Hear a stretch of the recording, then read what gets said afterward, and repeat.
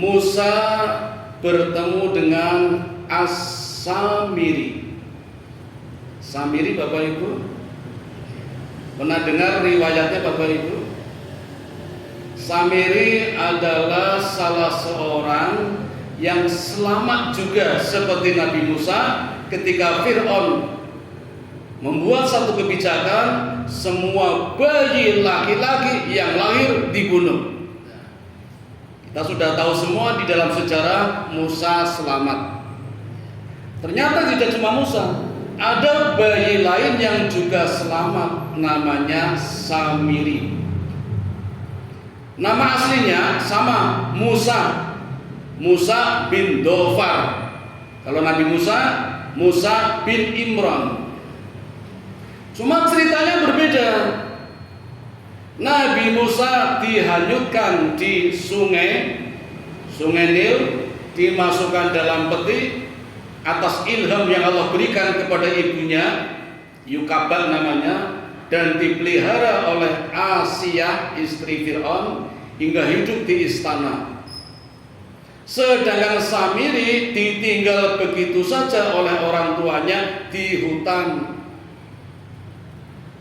Tetapi karena belas kasih Allah menyelamatkannya, diasuh, dipelihara oleh malaikat Jibril. Ini kisah Samiri. Sayangnya Bapak Ibu, Samiri menjadi orang yang pendiam, dan teman satu-satunya adalah berkumpul dengan orang-orang musyrik yang pekerjaannya menyembah anak sapi, anak kerbau, anak banteng, ya, dan sejenisnya. Itu perbuatan amalan Samiri ketika kecil hingga remaja dan dewasa, menjadi kebiasaannya karena berkumpul dengan orang-orang musyrik menyembah sapi, menjadikan sapi sebagai tuhannya. Karena ketika kecil dipelihara oleh malaikat Jibril, maka malaikat Jibril bagi Samiri tidak asing lagi. Sudah hafal, waktu malaikat Jibril udah biasa. Benten kali pulau panjenengan baru kenal tuh ya? Belum kenal. Maka ketika peristiwa menyeberangi lautan merah, dikejar oleh Fir'aun, Samiri itu di belakangnya Musa. Musa tidak nengok ke belakang saking sibuknya. Jadi Samiri termasuk umatnya Nabi Musa juga.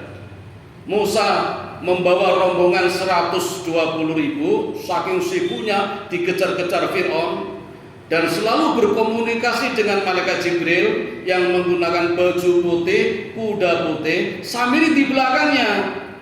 Samiri heran, kenapa kalau Musa bilang begini malaikat Jibril ikut, dan sebaliknya malaikat Jibril bilang begini Musa ikut. Jadi iri. Samiri udah apa? Udah kenal malaikat Jibril, tapi Musa nggak tahu, karena Musa juga tidak melihat ke belakang. Dan setiap langkah pijakannya kudanya malaikat Jibril, Samiri mengambil pasirnya, dimasukkan ke dalam plastik. Dulu sudah ada kresek Bu, nggak cuma sekarang. Kalau sekarang nggak tahu kresek kebangetan. Kalau di Indomaret mesti ditawari pakai plastik, enggak, data ditawari. Masa tuku untuk sekilo orang plastik, data ditawari. Nah, pasir-pasir yang dikumpul oleh Samiri, ini pada saatnya dikeluarkan di satu wilayah. Nah, jadi lepas dari Bal'am bin Baura, masih di wilayah Arduti, ketika Musa melanjutkan perjalanan bersama para rombongannya, sampailah pada satu daerah yang penduduknya banyak menyembah anak sapi. Samiri dalam hatinya, wah ini kesempatan. Sudah lama saya menunggu saat yang tepat untuk membuat sapi menjadi idolaku, Tuhanku, seperti dulu ketika aku kecil. Pada saatnya tiba Bapak Ibu, tanggal 1 Dzulqa'dah, Nabi Musa mendapatkan perintah Allah untuk menerima papan Taurat. Dan Allah berjanji, Di dalam surat Al-A'raf ayat 142, mangga dibuka nggih, mudah-mudahan tidak salah. Allah berjanji akan memberikan kitab Taurat kepada Musa setelah 30 malam. Jadi bulan Dzulqa'dah Bapak Ibu jumlah harinya 30. Pasti Allah sendiri yang mengatakan. Maka harusnya Pak, harusnya Bu, Idul Adha sama, nggak beda mestinya. Mestinya. Kalau Idul Fitri mungkin beda. Ada hisab, ada ruyah. Idul Adha harusnya sama. Karena Allah sendiri mengatakan bulan Dzulqa'dah 30 hari, nggak mungkin 29. Jika harusnya sama itu. Maka mulai 1 Dzulqa'dah Nabi Musa berpuasa. Ini bukan syariat. Tapi Musa merasa tidak enak akan bertemu dengan Allah, maka Musa berpuasa atas inisiatif sendiri selama 30 hari selama bulan Dzulqa'dah atau Dzulqa'dah. Yang benar sebenarnya Dzulqa'dah, bukan Dzulqa'dah. Tapi nggak apa-apa, sudah terlanjur, nggak begitu penting ya. 30 malam selesai, waktu yang Allah janjikan, Musa harusnya sudah turun dari lembah bukit Tur Sinai. Tetapi Musa belum turun. Samiri tampil bicara kepada umatnya Musa, wahai umatnya Musa, wahai Bani Israel, Nabi yang engkau hormati, Nabi yang mulia yang Allah janjikan 30 hari sekarang belum turun. Padahal Musa sudah pesan kepada kakaknya, sinten Pak? Harun, yang mendapat kredibilisi dari Musa, minta kepada Allah untuk juga diangkat menjadi nabi. Karena ini zaman semoga jadi nabi benar banget. Minta dijadikan nabi, jadi Nabi Harun. Musa pesan kepada Harun, perbaiki umatku, jangan sampai tidak mentauhidkan Allah. Musa sendiri juga setelah Dzulqa'dah selesai akan membatalkan puasanya, tapi sama Allah, ya Musa jangan batalkan dulu. Kata Allah tambah 10 hari, maka tambah 10 hari sehingga menjadi 40 hari. Itulah puasanya Nabi Musa tanpa berbuka. Kuat betul. Kita umat yang paling enak Bapak Ibu, ada buka ada sahur. Musa tanpa berbuka. Fisiknya memang kuat itu. Hendak berbuka itu Musa, tapi ditegur oleh Allah. Sampai Musa mengatakan, ya Allah aku malu karena mulutku bau. Kata Allah, bau mulutmu lebih mulia daripada minyak kasturi di sisi Allah. Tapi kalau di antara kita ya jelas bau. Maka 40 hari selesai, Musa mendapatkan papan Taurat, turun dari lembah Tur Sinai, menjumpai lagi umatnya, ternyata sedang beramai-ramai menyembah anak sapi. Di 30 hari waktu yang dijanjikan Musa belum turun, dimanfaatkan oleh Samiri. Samiri mengumpulkan emas, perak, berlian yang dibawa oleh umatnya. Jadi dulu waktu melintasi Lautan Merah itu kan umatnya mengeluh, Pak, betapa berat bebannya aku bawa. Itu bawa emas, Pak, emasnya Fir'aun, peraknya Fir'aun. Jadi Melayu ini kalau bawa nih gitu. Kalau kita kan nggak sempat lagi. Gempa, tsunami Melayu tinggal kabeh, motor ditinggal kabeh, dijeboi wong. Israel nggak mau, Bu. Israel itu Melayu karo nggawa. Dan njupui masa Fir'aun juga itu. Sampai Musa mengatakan itu bukan hakmu, itu milik Fir'aun. Walaupun orang Jawa nggak boleh mengambil seperti itu. Itu umatnya dong nggawa emas, nggawa perak barang. Nah, ketika ditinggal Musa ke Bukit Tur Sinai, emas peraknya dikumpulkan oleh Samiri, dijadikan sapi, dibakar. Begitu meleleh, pasir yang Samiri kumpulkan ketika mengikuti Musa di Lautan Merah bekas pijakannya kudanya malaikat Jibril ditaburkan, maka jadilah sapi yang ada suaranya. Nggak perlu saya contohkan nggih suaranya nggih. Nah, ketika itu Musa turun. Ada apa ini? Marah Musa itu. Orang yang pertama kali dipegang siapa Bapak Ibu? Harun. Ditangkap dulu oleh Musa. Dan ngapunten kasar Bapak Ibu, jenggotnya ditarik, kepalanya ditarik. Kenapa Harun? Kata Harun, ya putra ibuku. Harun itu orangnya lembut, mau mengatakan Musa saja nggak mau, bilangnya wahai putra ibuku. Halus banget tadi. Jadi Harun itu disukai oleh Bani Israel karena orangnya halus. Nah Musa kan kasar, tiga juga. Harun yang disalahkan. Aku sudah memberitahu, sudah menyampaikan, mengingatkan, tapi mereka tidak mau. Lalu siapa ini? Samiri, panggil Samiri, disidang oleh Nabi Musa. Apa kata Samiri? Ya Musa, kalau bahasa kita, bukankah engkau sudah memberikan beban kepadaku? Dan sekarang sudah lepas bebannya, bukan urusanmu. Sekarang menjadi anak sapi atas inisiatifku sendiri. Nah, Musa marah, lalu menghukum Samiri. Bapak Ibu kalian cerita Mahabharata betul? Yang dihukum oleh Krishna, sinten juga Aswatama, itu kan tidak mati, diberikan penyakit kulit koreng membusuk sehingga orang tidak ada yang mendekatinya. Ketika Aswatama setiap mendekati orang, orang mesti pergi. Hingga Aswatama selalu mohon segera kematian, tapi nggak mati-mati. Saya jadi curiga, jangan-jangan itu juga mengambil kisah dari Nabi Musa. Nabi Musa tidak membunuh Samiri, tapi mengusirnya. Dan Allah mengutuknya dengan penyakit kulit juga. Setiap orang yang menyentuh kulitnya terasa terbakar. Itulah Samiri.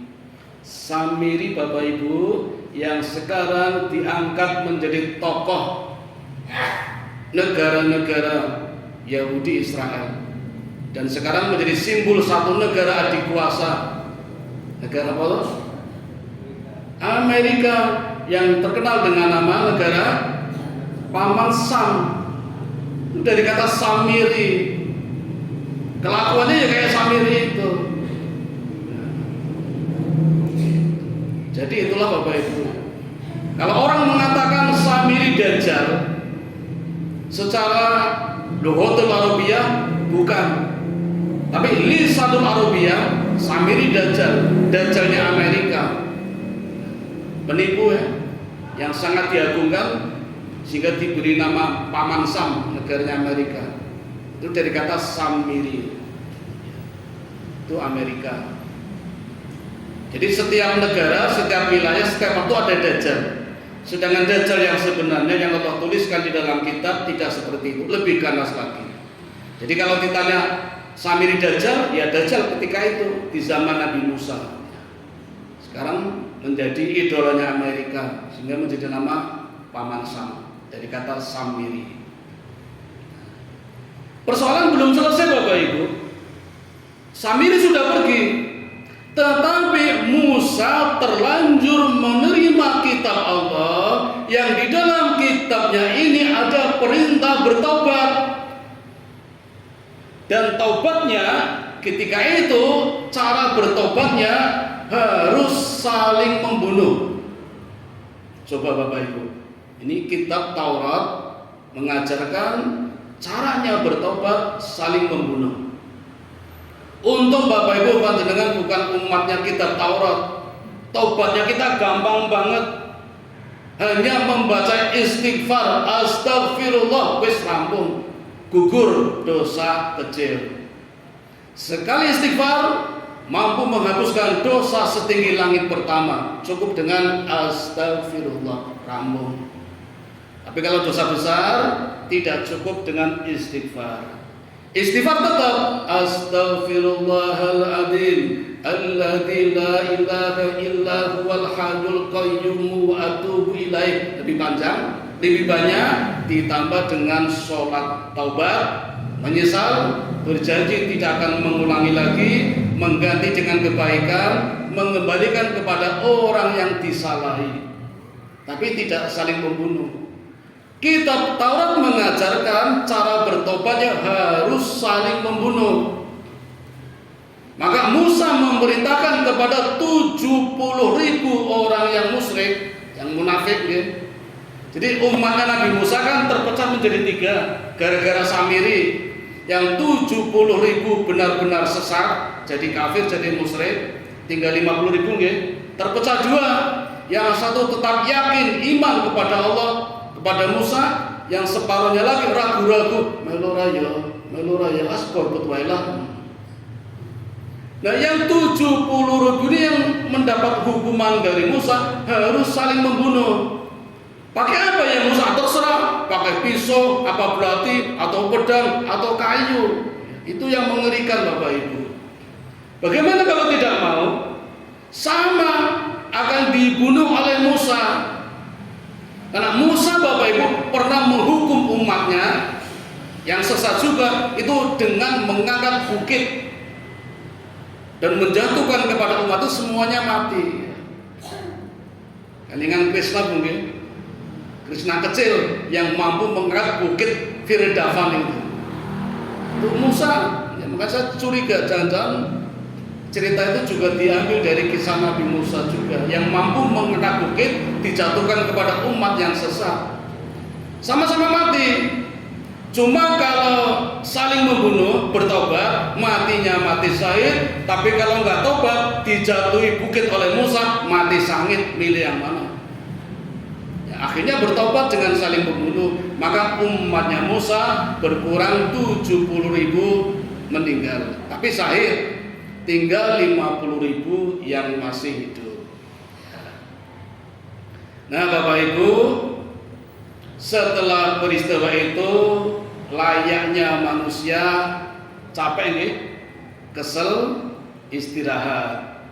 Maka di malam hari Musa bersama kakaknya Nabi Harun curhat, ngobrol-ngobrol, rukun lagi, siangnya padu, malam rukun, dan naik ke bukit Tursina tidur bersama. Maksudnya jejer, ora tidur bersama kaya wong liya. Musa bilang, ya Harun, engkau tidurlah. Harun, tidak ya Musa, kamu juga harus tidur, temani aku. Jadi turu jejer karo ngobrol. Dia kaya jenengan putra kan ngobrol niku.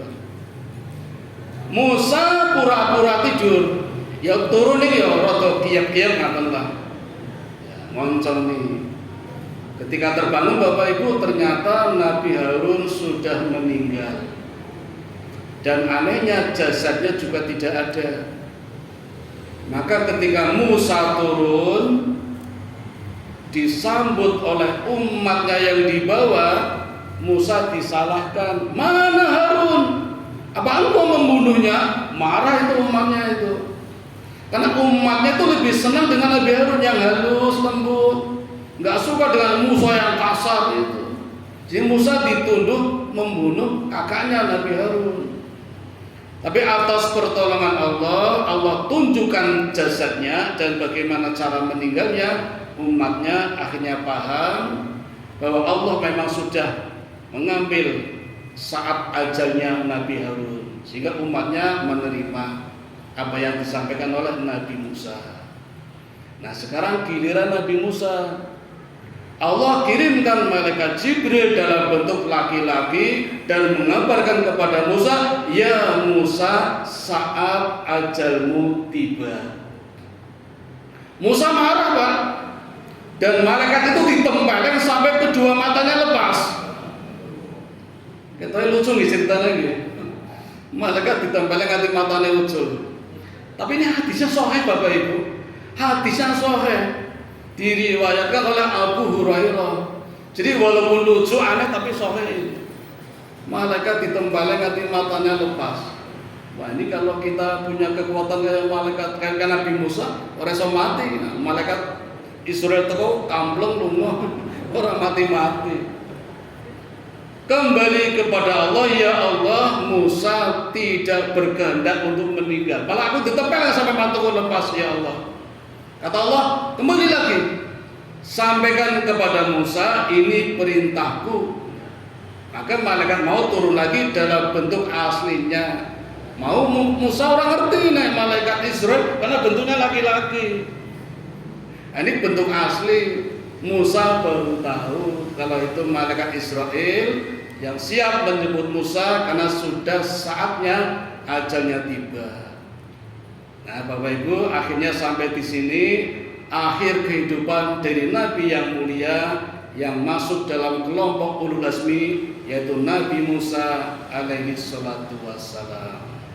Mudah-mudahan banyak memberikan pelajaran kepada kita, terutama tentang kesabaran, mampu menahan emosi dan sebagainya. Jadi intinya Bapak Ibu, kejadian ini ya, diterimanya kitab Taurat oleh Nabi Musa lewat perjalanan panjang mulai tanggal 1 Dzulqa'dah sampai 10 Zulhijjah. Di puasanya Nabi Musa 40 hari. Kita bukan umatnya Nabi Musa, maka tidak disyariatkan berpuasa 40 hari. Cukup 9 hari di 10 hari pertama bulan Dzulhijjah. Ini sudah hari yang ke-6, kurang 3 lagi. Ahad, Senin, Selasa. Besok Ahad nggih. Nanti Senin puasa Tarwiyah tanggal 8, 9 puasa Arafah. Tapi kalau lengkap sejak hari pertama tanggal 1 sampai tanggal 9. Tanggal 10-nya sebelum sholat Id masih berpuasa. Jangan sarapan dulu. Ini bedanya dengan Idul Fitri. Maka sholat Idul Adha biasanya lebih awal daripada Idul Fitri, biar segera berbuka. Setelah sholat Idul Adha baru berbuka, dan pulangnya disunahkan lewat jalan yang lain dari berangkatnya. Sunahnya begitu. Jadi koyok napak tilas ngaten Bapak Ibu ya. Itu bedanya Idul Adha dengan Idul Fitri. Banyak peristiwa yang terjadi menjelang sepanjang Idul Adha. Jadi bulan Dzulqa'dah, bulan Zulhijjah banyak peristiwa. Maka 2 bulan ini merupakan 2 dari 4 bulan yang dimuliakan Allah. Nanti dibuka surat At-Taubah, surat yang ke-9 ayat 36. Allah mengatakan, dari 12 bulan yang aku ciptakan, ada 4 bulan yang ashurul hurum, 4 bulan yang dimuliakan. Di luar bulan Syawal dan bulan Ramadan. Syawal, Ramadan jelas mulia. Di luar itu ada 4 lagi yang mulia. 3 berurutan, Dzulqa'dah, Dzulhijjah, Muharram. Yang 1 melompat bulan Rajab. Ini 4 yang dimuliakan. Nah Bapak Ibu, ada banyak peristiwa yang terjadi di bulan Dzulqa'dah. Saya menyampaikan yang kelima ya. Yang pertama ada ya, peristiwa yang sangat hebat, yaitu penyerangan Bani Quraidah. Yang kedua, pernikahan Nabi Muhammad dengan Zainab binti Jahsy yang dikenal dengan nama pernikahan langit, tanpa mahar, tanpa wali, tanpa saksi. Wah, kalau jenengan praktek di sini geger teman ini. Nikah tanpa wali, tanpa saksi, tanpa mahar. Tapi Zainab binti Jahsy bangga, dari sekian istri Nabi hanya aku yang pernikahannya luar biasa. Itu bangganya Zainab binti Jahsy. Saya ini kurang sing gelem. Itu terjadi di bulan Dzulqa'dah. Yang ketiga, perjanjian Hudaybiyah. Yang keempat, Haji Wada.